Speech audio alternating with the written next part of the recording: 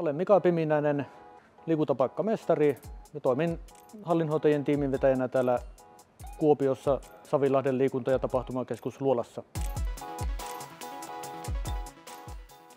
Työskentelin Joensuussa liikuntapaikkojen hoitajana ja niissä oli tuttu koulu jo liikuntapaikkojen hoitajan ammattitutkinnosta, niin oli luontava jatkaa siellä sitten erikoisammattitutkinnon parissa.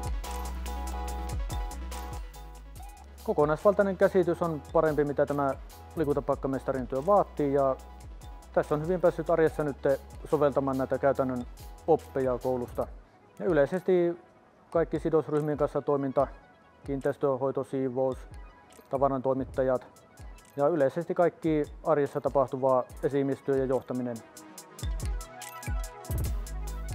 Luola uutena liikuntakeskuksena vaatii hieman käytäntöjen tehostamista ja sisäliikuntapaikoilla henkilöstöresurssien tehokkaampaa käyttöä. Konkreettisten näyttötehtävien kautta pystyy kehittämään itseään ja organisaatiota, ja lisäksi verkostoituminen muilta paikkakunnilta oleviin opiskelijoihin on ollut erittäin antoisaa.